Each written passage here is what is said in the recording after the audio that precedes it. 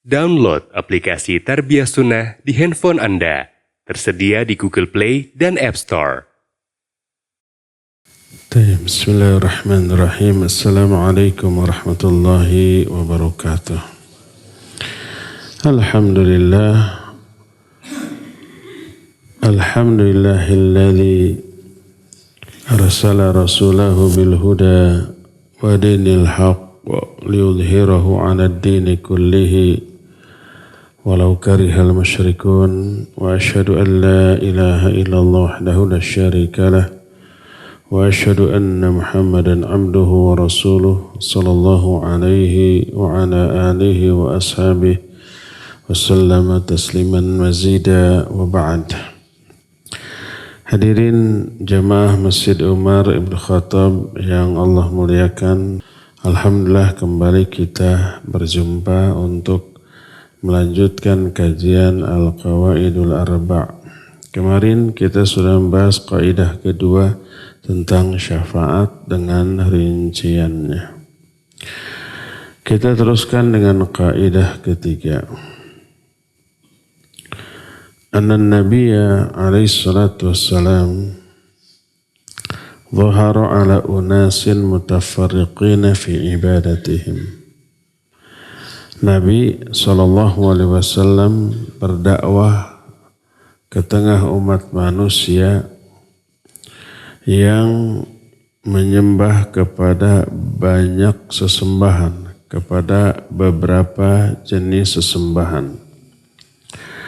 Minhum ma ya'budul malaikah, di antara mereka ada yang menyembah para malaikat.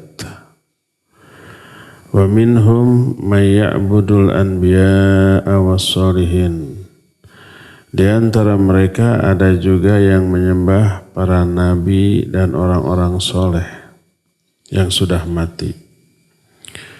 Wa minhum may ya'budul ahjar wal ashjar, di antara mereka ada yang menyembah pohon-pohon dan batu-batu. Wa minhum may ya'budus syamsa wal qamar, di antara mereka ada juga yang menyembah matahari dan juga bulan. Qatalahum Rasul sallallahu alaihi wasallam wa lam yufarriq bainahum. Semuanya oleh Nabi sallallahu alaihi wasallam diperangi, tidak membeda-bedakan antara yang satu dengan yang lainnya. Yang menjadi dalil bahwa di kalangan mereka ada yang menyembah para malaikat adalah surah Ali Imran ayat 4 ayat 80. Allahu Azza wa Jalla berfirman di dalam Al-Quranul Karim, di antaranya di dalam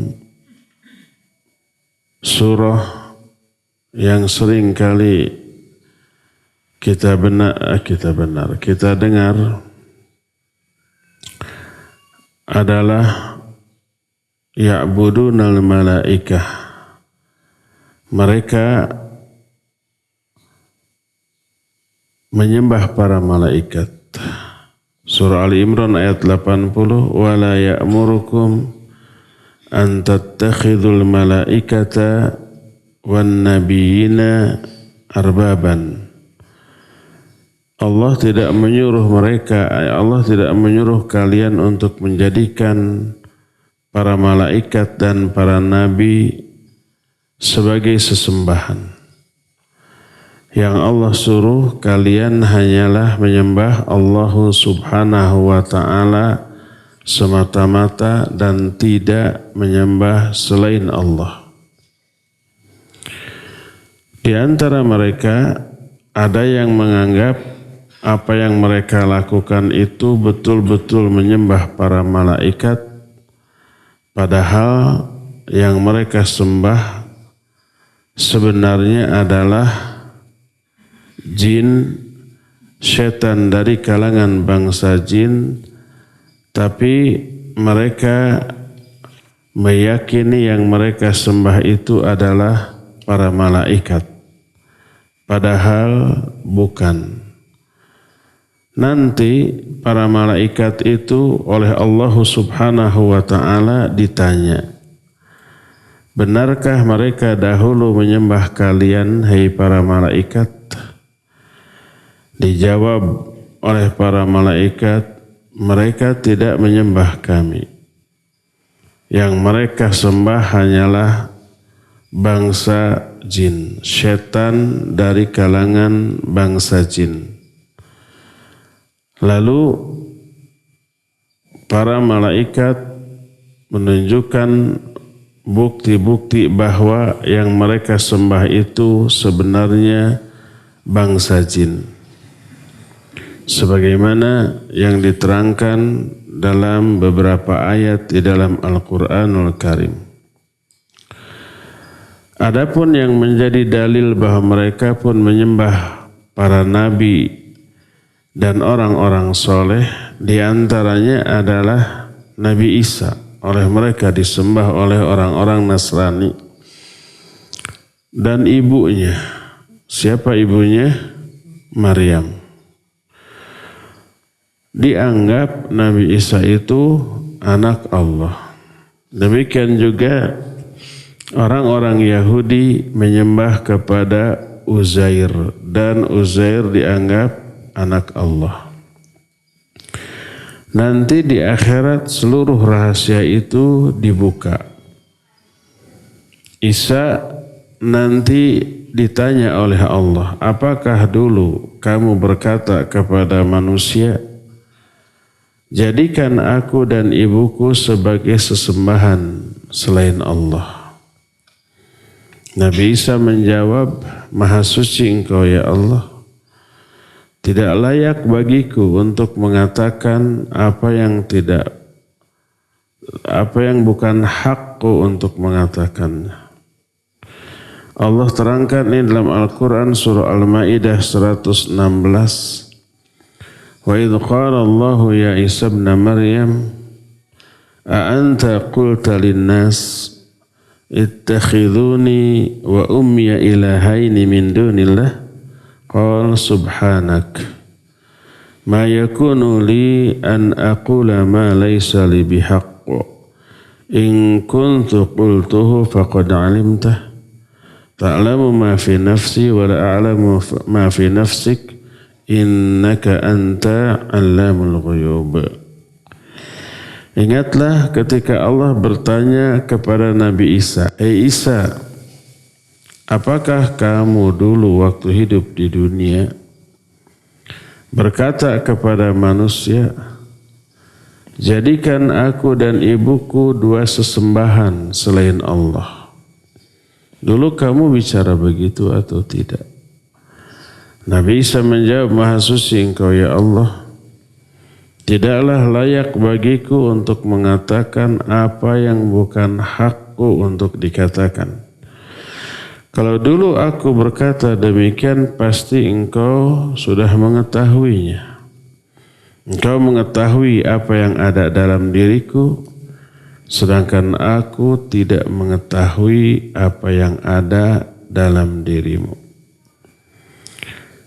Itu salah satu contoh agama yang menyembah kepada Nabi dan diyakini Nabi tersebut adalah anak Allah Azza wa Jalla. Nasrani kepada Isa, Yahudi kepada Uzair. Keyakinan ini sama sekali tidak bisa diterima oleh fitrah, oleh akal, oleh kenyataan.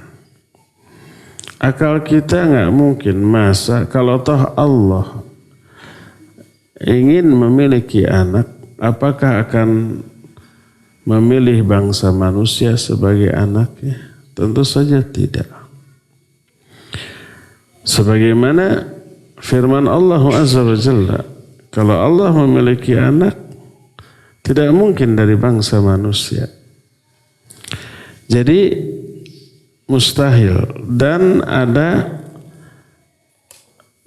pemikiran yang sama sekali merendahkan Allah Azza wa Jalla. Karena apa? Karena kalau Allah dianggap punya anak dan Isa adalah anaknya, ibunya adalah Maryam, berarti mereka meyakini Allah itu bergender laki-laki, sama dengan manusia. Ibunya Maryam, masa Allah Azza wa Jalla mengawini Maryam, ibunya Nabi Isa? Akal mana yang bisa menerima ini? Ini yang pertama. Kedua, kalau Isa yang disembah dan dianggap Tuhan yang mengatur seluruh alam jagat raya ini, sebelum Isa siapa yang mengatur alam jagat raya ini? Sebelum Isa lahir. Dan setelah Isa wafat, siapa yang mengatur alam jagat raya ini? Dan siapa yang mematikan Isa? Siapa yang mencabut nyawa Isa? Masa Tuhan mati gitu kan? Dan ini pernah ditanyakan oleh seorang anak yang cerdas di kalangan Nasrani kepada bapaknya, siapa yang mencabut nyawa Nabi Isa? Tak ada yang bisa menjawabnya. Jadi tidak masuk akal dan bertolak belakang dengan inti ajaran yang dibawa oleh seluruh nabi. Seluruh nabi mengajarkan hanya untuk menyembah Allah Subhanahu wa ta'ala. Jadi di zaman Nabi SAW ada yang menyembah malaikat, ada yang menyembah para nabi yang sudah wafat seperti Isa dan Uzair, ada juga yang menyembah orang-orang soleh di kalangan para wali Allah, tapi mereka sudah meninggal dan menjadikan para wali yang sudah meninggal itu sebagai wasilah, perantara yang mereka harapkan bisa mendekatkan diri mereka kepada Allah Azza wa Jalla. Sebagaimana firman Allah, ulaika alladzina yad'una yabtaghuna ila rabbihimul wasilah ayyuhum aqrabu wa yarjuna rahmatahu wa yakhafuna adzabah.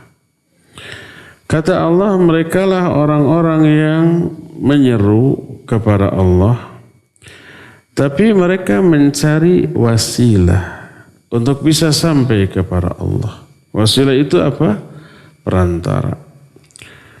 Siapa di antara mereka yang lebih dekat? Mereka berharap kepada wasilah tersebut dan takut kepada azabnya. Nah, wasilah oleh Allah Azza wa Jalla diperintahkan untuk kita cari. Wasilah agar bisa mendekatkan diri kita kepada Allah, tapi yang dimaksud dengan wasilah, yang dimaksud adalah ibadah dan amal soleh. Itu yang bisa mendekatkan diri kita kepada Allah Subhanahu wa ta'ala. Ketika menerangkan ayat ini berkata para ulama, di antara Syekh Shalih Al-Fauzan hafizahullah, nuzilat hadhil ayah fi man ya'budul masih wa ummah wa uzaira. فأخبر سبحانه أن المسيح وأمه مريم وعزير كلهم عباد لله يتقربون إلى الله ويرجون رحمته ويخافون عذابه فهم عباد محتاجون إلى الله مفتقرون إليه يدعونه ويتوسلون إليه بالطاعة. Ayat ini turun tentang orang yang menyembah Nabi Isa dan ibunya, dan yang menyembah Uzair. Yang menyembah Nabi Isa dan ibunya adalah Nasrani, yang menyembah Uzair adalah Yahudi. Lalu Allah mengabarkan bahwa Isa dan ibunya, juga Uzair, semua hanya hamba-hamba Allah. Mereka mendekatkan diri kepada Allah, mengharapkan rahmat Allah, takut kepada azab Allah. Mereka hamba-hamba yang juga butuh kepada Allah dan mereka bertawassul untuk bisa dekat kepada Allah dengan melakukan ketaatan. Wasilahnya itu adalah ibadah, amal soleh dan ketaatan. Bukan mereka yang menjadi wasilah untuk mendekatkan diri manusia kepada Allah.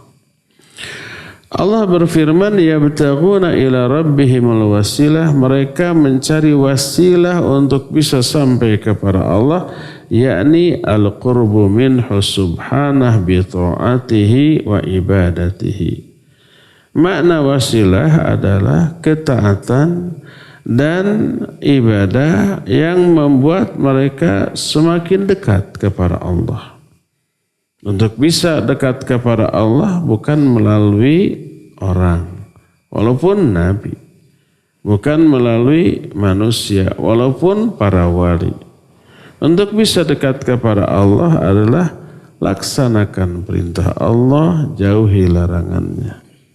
Allah berfirman dalam salah satu hadis qudsi, sahih diriwayatkan oleh Imam Bukhari dalam kitab Sahih Bukhari, la yazalu abdi yataqarrabu ilallahi bin nawafili hatta uhibbah.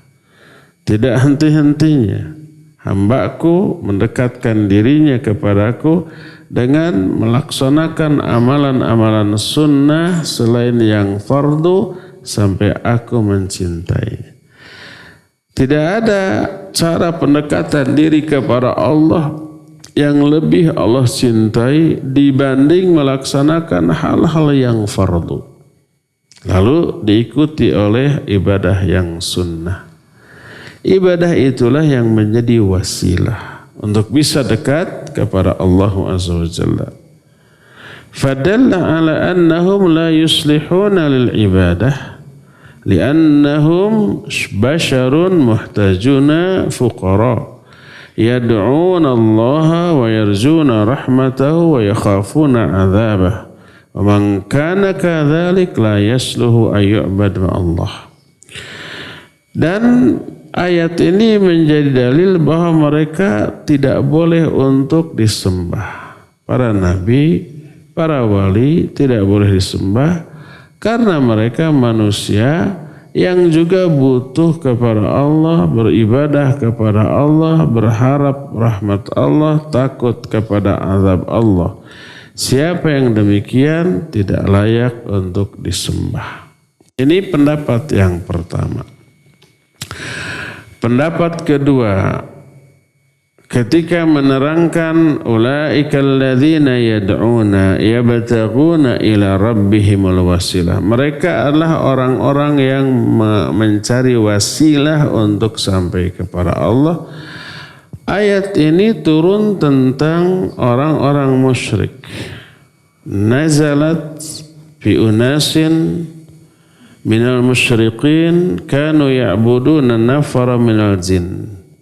فأسلم الجن ولم يعلم هؤلاء الذين يعبدونهم بإسلامهم وصاروا يتقربون إلى الله بالطاعة والضراء ويرجون رحمته ويخافون عذابه فهم عباد محتاجون فقراء لا يصلحون العبادة. Ayat ini turun tentang orang-orang musyrik. Dulu mereka menyembah sekelompok jin. Ternyata jinnya itu masuk Islam. Karena jin juga mendengar bacaan Al-Quran. Mereka melihat kita, mendengar kita. Kita tidak melihat mereka dan tidak mendengar mereka.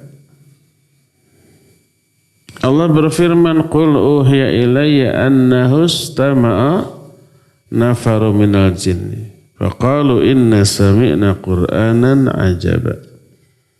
Ini dalam surah Jin. Kata Allah, ucapkan olehmu Muhammad, telah diwahyukan kepadaku bahwa sekelompok jin ada yang mendengar bacaan Al-Quran.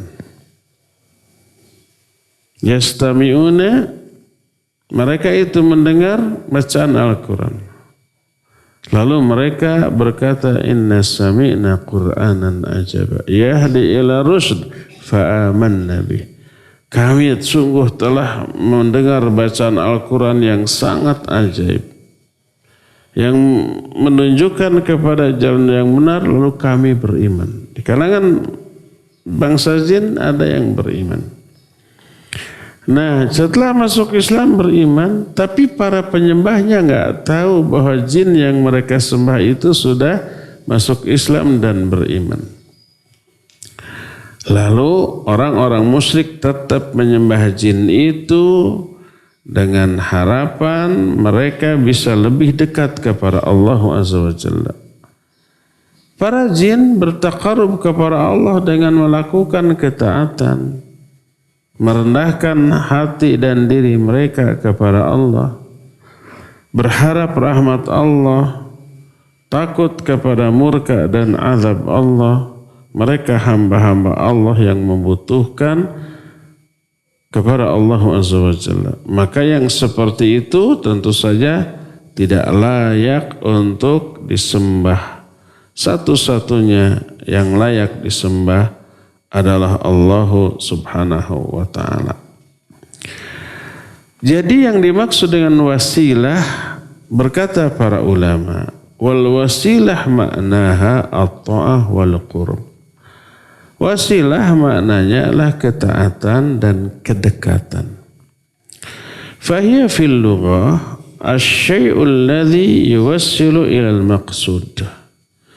Secara bahasa, wasilah adalah perantara. Makna perantara adalah sesuatu yang bisa menyampaikan kepada yang dimaksud. Falladhi yuwassilu ila ridallah wa jannatihi wal wasilah ila Allah.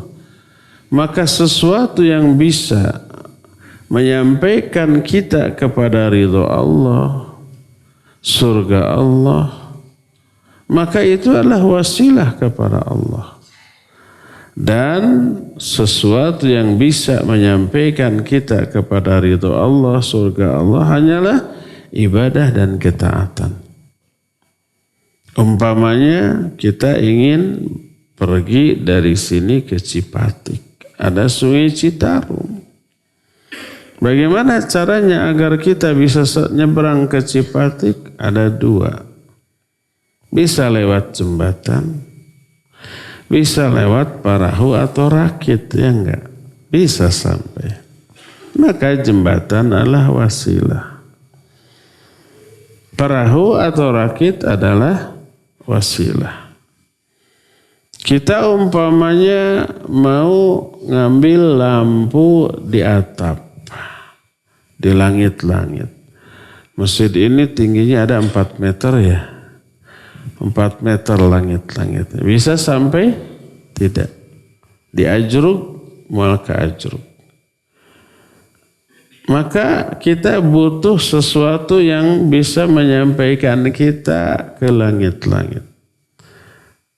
Maka kita cari apa? Tangga, taraji. Bisa sampai, maka taraji adalah wasilah. Nah, sekarang yang kita cari adalah ridha Allah, surga Allah, ampunan Allah, kasih sayang Allah, pahala dari Allah. Maka kita butuh sesuatu untuk memperoleh ridha Allah. Sesuatu itu wasilah. Apa yang bisa membuat kita bisa meraih ridha Allah? Bukan melalui orang. Tolong mintakan ridha Allah kepada saya, bukan. Tapi lakukan ibadah, lakukan amal soleh, laksanakan semua perintah Allah, jauhi semua larangannya, maka ridho Allah akan kita dapatkan. Pahala dan surga Allah akan kita dapatkan. Itulah wasilah. Wasilah untuk bisa sampai kepada Allah adalah ibadah dan amal soleh. Apakah zikir dan doa termasuk wasilah? Iya, karena zikir dan doa ibadah dan amal soleh. Tahajud itu wasilah. Salat yang 5 waktu itu wasilah. Saum itu wasilah, infak dan sedekah itu wasilah.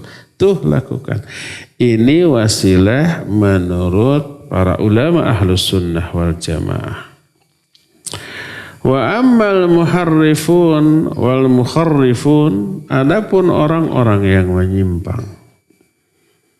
Mereka berkata al-wasilah an taj'ala bainaka wa bainallahi wasitah minal awliya was-shalihin wal amwat. Taj'aluhum wasitatan bainaka wa bainallah liyuqarribuka ilallah.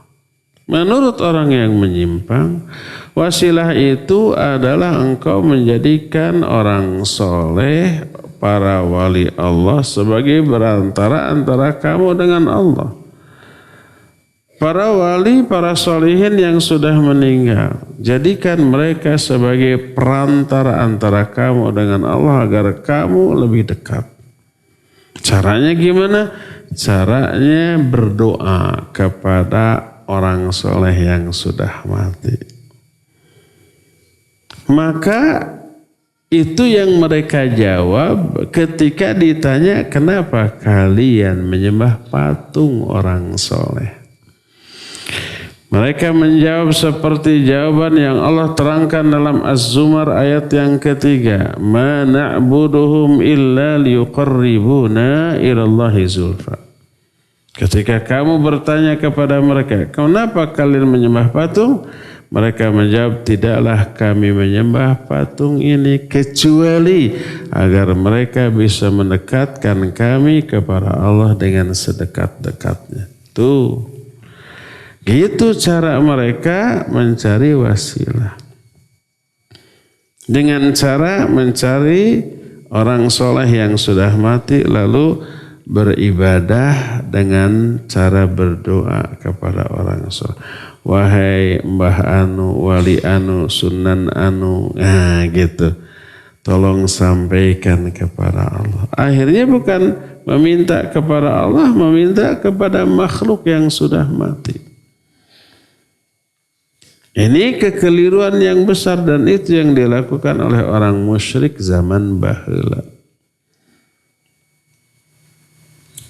Nah, ada beberapa kesalahan yang fatal. Pertama, mereka ingin meraih ridho Allah tapi dengan cara menyembah kepada selain Allah.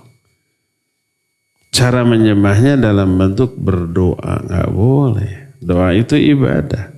Ad-du'a wal ibadah. Doa itu ibadah. Jadi kalau ibadah berdoa kepada yang sudah mati berarti ibadah kepada yang sudah mati. Makanya Allah menyuruh ud'uni astajib lakum. Berdoalah kalian kepadaku langsung, enggak perlu ada perantara.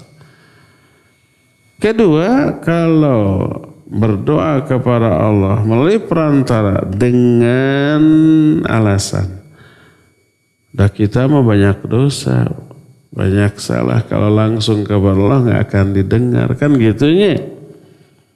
Tapi melalui orang soleh yang sudah mati diumpamakan kita mau minta ke raja, ke penguasa. Raja enggak kenal kita, enggak akan digubris. Kita sekarang mau bertemu presiden secara pribadi, bisa? Tidak bisa langsung. Apalagi mau minta bantuan BLT langsung. Enggak bisa. Gimana agar bisa? Melalui ajudannya, melalui orang terdekatnya, melalui menteri, baru bisa. Ke Allah juga gitu katanya. Berarti orang itu menyamakan sifat Allah dengan sifat makhluk. Menyamakan cara mendekati Allah dengan cara mendekati raja, presiden atau penguasa. Padahal Allah menyatakan laisa kamitslihi syai'un. Tidak ada sesuatu pun yang menyerupai Allah Azza wa Jalla.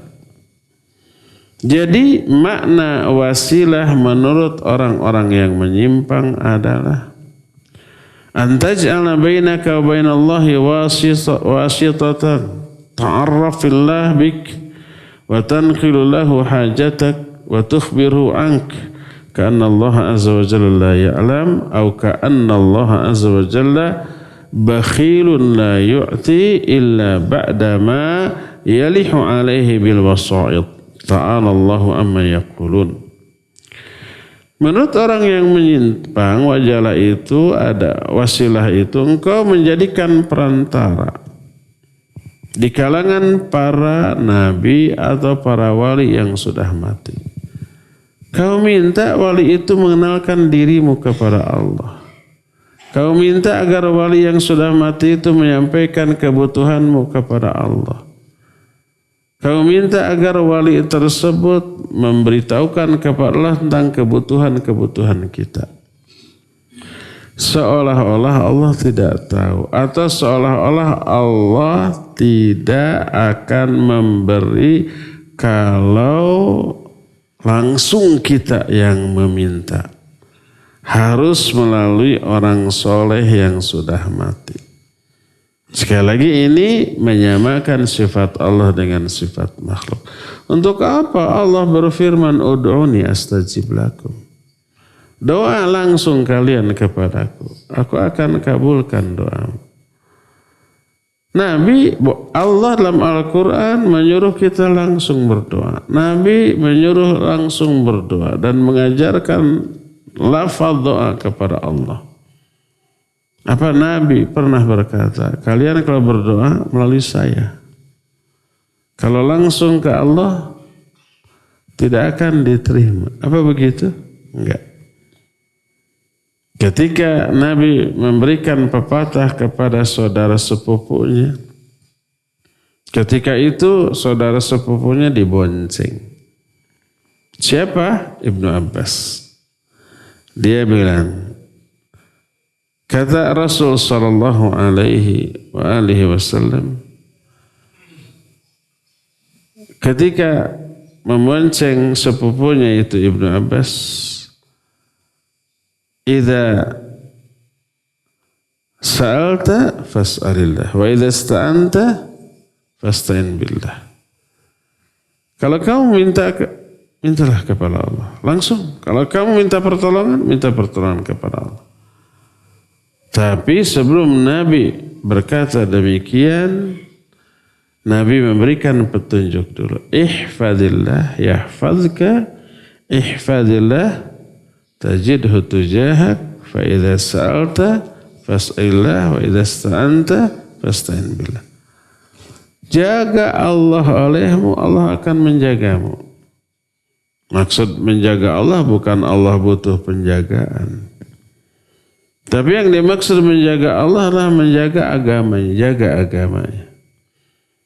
Dalam dirimu dengan cara terapkan, tanamkan agama itu dalam dirimu. Semua perintahnya laksanakan, semua larangannya jauhi. Itu menjaga agama Allah. Allah akan menjagamu, melindungimu. Ihfadillah tajidhu tujahak. Jaga agama Allah olehmu, kamu akan dapati Allah ada di hadapanmu. Artinya Allah akan memberikan bantuan, pertolongan, perlindungan. Wa idza sa'alta fas'illah. Kalau kamu minta kepada Allah. Nabi tidak mengatakan kalau kamu minta melalui aku, nanti aku sampaikan kepada Allah. Tidak begitu. Padahal Nabi masih ada, bisa meminta kepada Allah. Nah, sekalipun demikian, boleh kalau nabinya masih hidup minta didoakan kepada Allah, boleh. Seperti beberapa orang sahabat pernah, ya Rasulullah doakan saya. Ketika Nabi menyatakan ada 70.000 orang umatku yang masuk surga tanpa hisab, datang sahabat namanya Ukasyah. Ya Rasulullah, ud'ullaha ayyaj'alani minhum. Wahai Rasulullah, tolong doakan saya kepada Allah agar Allah menjadikan saya masuk surga tanpa hisab. Didoakan. Kalau masih hidup boleh. Sekarang boleh. Boleh. Kalau ada orang yang kita anggap soleh, doanya dikabul oleh Allah. Gitu ya. Kita minta tolong ya doakan kepada Allah. Boleh? Boleh. Karena apa? Dia mampu. Masih hidup, bisa mendoakan. orang mau haji, orang mau umroh, ada yang nitip doa? Ada.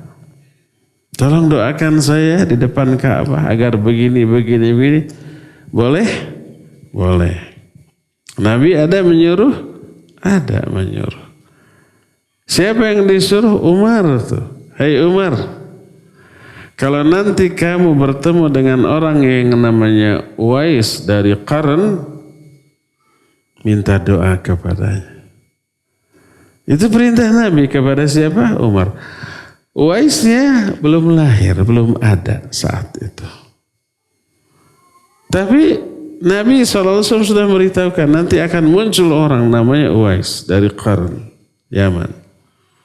Kalau kamu minta bertemu dengan dia, minta doa. Setelah itu Nabi wafat, diganti oleh Abu Bakar. Abu Bakar wafat, diganti oleh Umar. Ketika Umar jadi khalifah, ketemu namanya Uwais tuh. Oh ini Uwais. Lalu minta doa, minta agar Allah mengampuni dosa-dosa. Boleh meminta doa kepada orang yang masih hidup karena dia mampu melakukan apa yang kita minta. Adapun setelah orang itu wafat, baik dari kalangan nabi ataupun para wali, orang-orang soleh, gak bisa kita, wahai wali yang dikuburkan di sini, sampaikan kepada Allah agar Allah memberi rezeki. Gak bisa karena dia gak mampu. Mereka butuh doa, ya. Kan mereka soleh, gak perlu didoakan juga pasti ke surga. Betul, tapi tetap syariat menyuruh kita mendoakan, bahkan mendoakan Nabi Muhammad SAW. Gimana cara mendoakan Nabi? Bersalawat kepada beliau. Diperintah oleh Allah, ya ayyuhalladzina amanu sallu alaihi wasallimu taslima. Maka ketika nama beliau disebut, kita bersalat sallallahu alaihi wasallam. Itu doa? Ya doa. Makna sallallahu alaihi wasallam, semoga Allah melimpahkan salawat dan keselamatan kepadanya. Doa itu. Bukankah Nabi pasti selamat tanpa didoakan juga? Iya betul. Terus untuk apa mendoakan? Adab kita, kecintaan kita kepada beliau. Itu pertama. Yang keduanya ada feedback. Ada keuntungan yang kembali kepada kita dari salawat kita kepada Nabi SAW.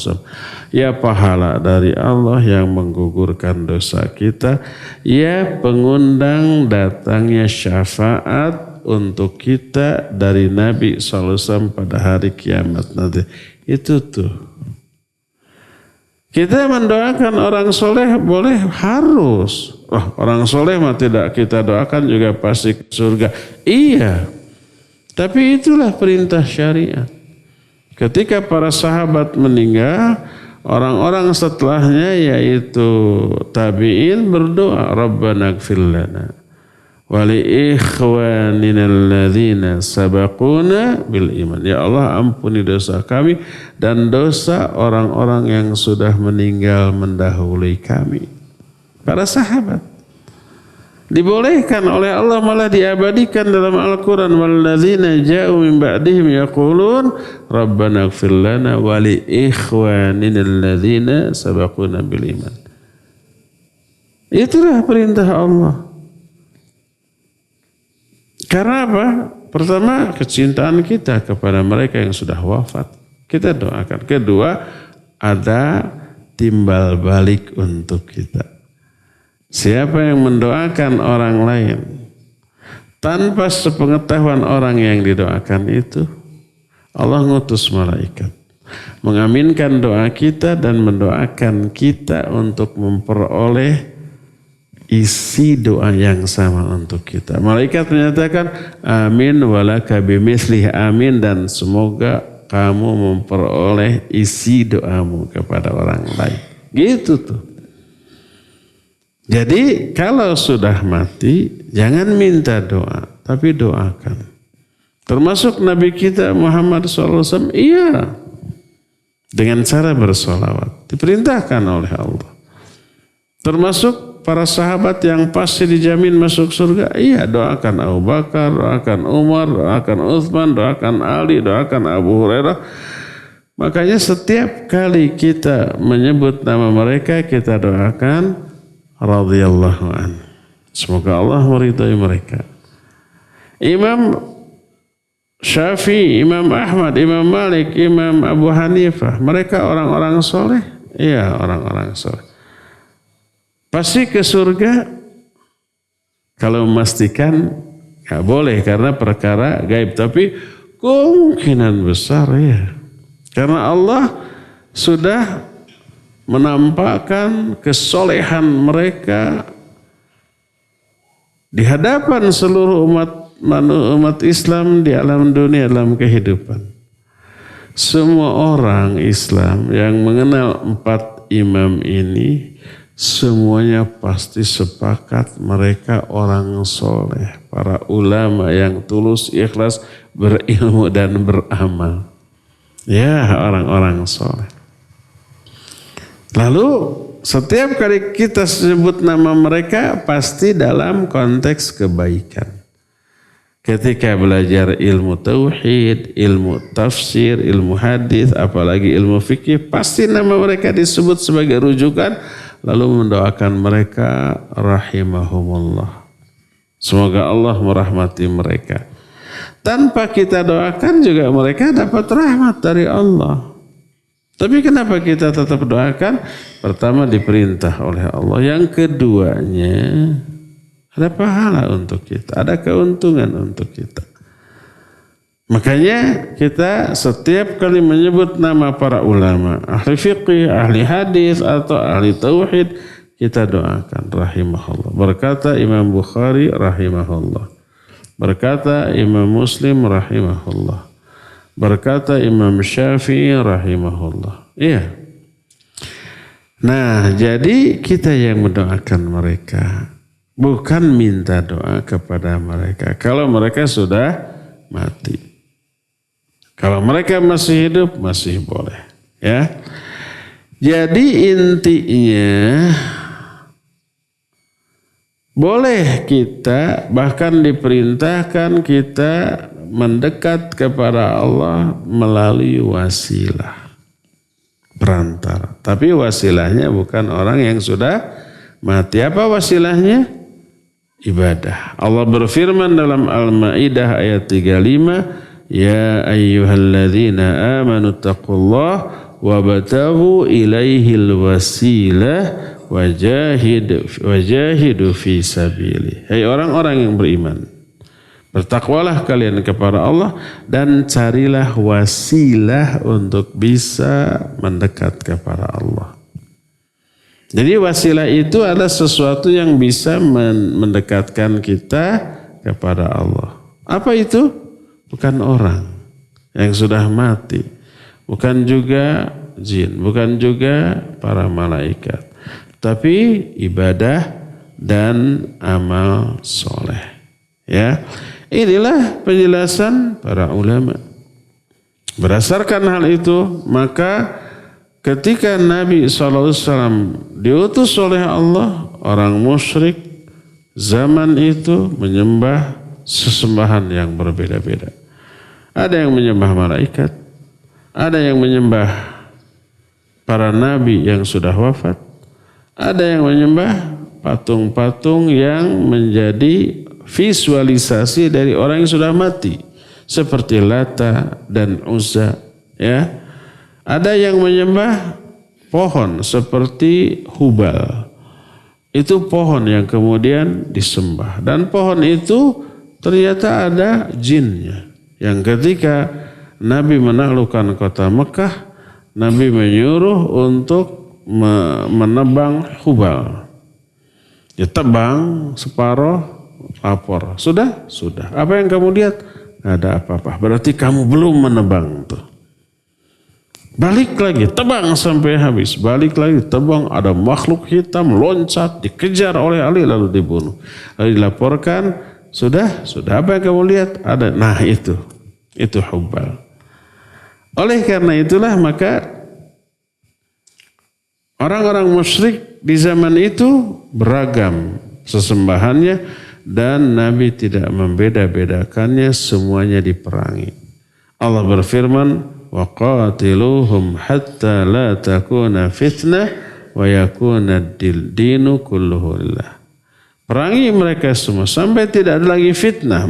Maknanya tidak ada lagi perbuatan syirik.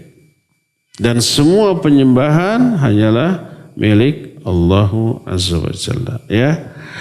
Inilah kaidah yang ketiga, apapun bentuk kemusyrikan yang dilakukan oleh orang tidak boleh dibiarkan, tapi didakwahi. Itulah yang dilakukan oleh Nabi dan wajib kita lakukan di zaman kita sekarang ini.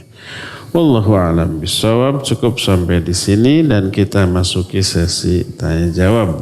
Wassallallahu ala nabiyina Muhammadin wa ala alihi wa ashabihi.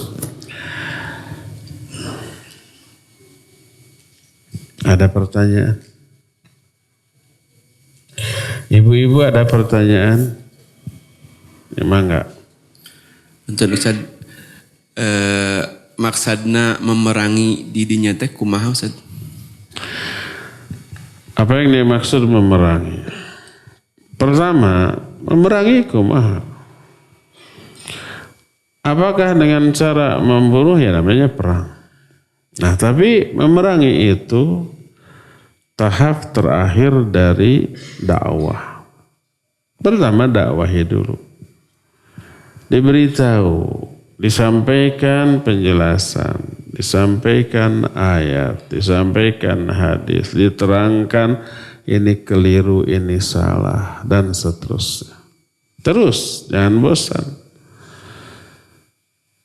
Setelah seluruh cara, seluruh penyampaian sampai mereka tetap berada dalam perbuatan syirik, dalam perbuatan menyembah kepada selain Allah Azza wa Jalla, kemudian kitanya sudah memiliki power, kekuatan yang bisa memberantas perbuatan syirik mereka dan memerangi mereka adalah maslahat, baru lakukan memerangi mereka. Itu yang dilakukan oleh Nabi SAW.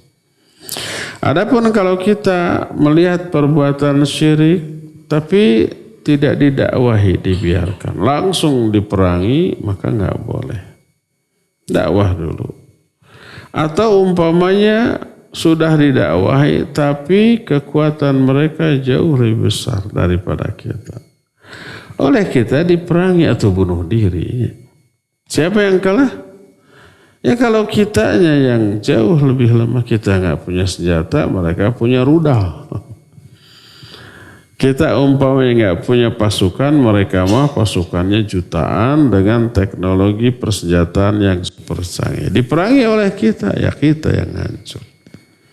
Jadi memeranginya setelah seluruh persyaratan untuk memerangi terpenuhi.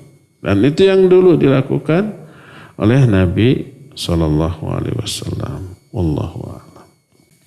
Assalamualaikum warahmatullahi wabarakatuh. Waalaikumsalam warahmatullahi. Satacana hapunten Pak Ustaz bilih aya cariosahan anu kirang pas. Ku bahasa Indonesia. Kira janten kieu Pak Ustaz bade tumaros sapertos diajakeun muludang sok diajakeun ngabasuh keris teras batu eta kasebatan janten kumaha itu Pak Ustaz? Mung sakitu wae.